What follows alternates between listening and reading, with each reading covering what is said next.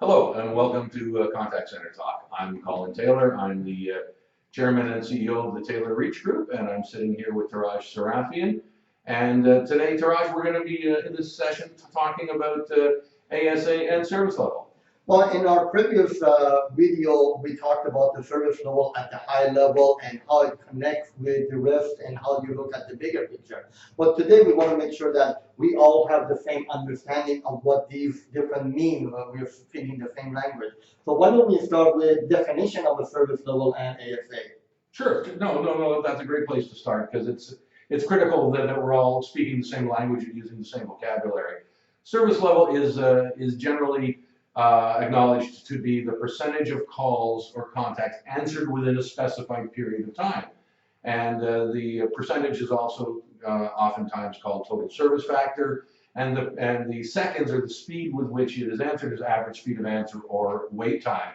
But that doesn't really give us all the necessary elements here when we're looking at how to set that, does it, Turaj? No, there's a couple of other items that also give you the better picture. One of the ones that should be managed within the contact center is the longest wait time, because regardless of how your numbers are, those are all averages. But for the one customer who's waiting for a long time, the only number they care about is their own number. So longest wait time is also important. Another number is mean time to abandon. Well, certainly. We know that there is going to be a level of abandonment in virtually every call or contact center environment, and that's where the customer or the caller decides to terminate the contact before it is answered by a live agent.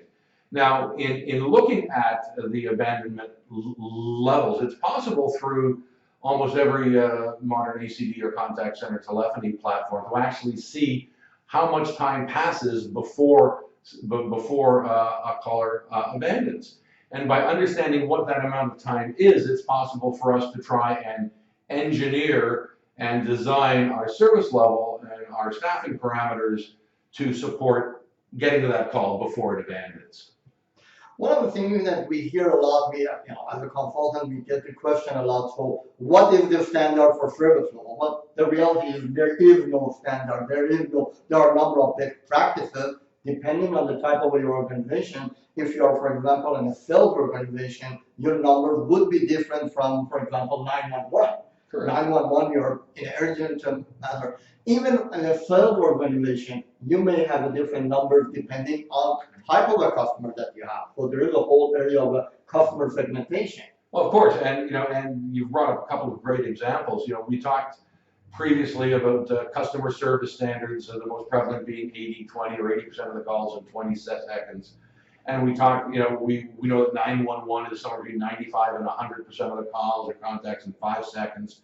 Tech support can be days, it seems. Anyone who sat on hold waiting for, shall I say, Microsoft, to answer, experiences the fact that there are different and can be different service levels and service standards for different customer segments. But I wanted to jump back just a little bit. You'd mentioned that when we're talking about service level, we're talking about averages. And it's important to realize that when we are answering 80% of the calls in 20 seconds, we are not answering 20% of the calls in 20 seconds, but some unknown other number. And I really wanted to underscore that because when we start to look at longest time to hold, then that's going to give us much better insight and granularity as to how bad can be if you're not in the majority of that metric. And I think one of the key messages that I would like to put out is that you look at these numbers, there's the mathematics of it. Yes, we can look at that, but there's also the understanding of what does all of this mean.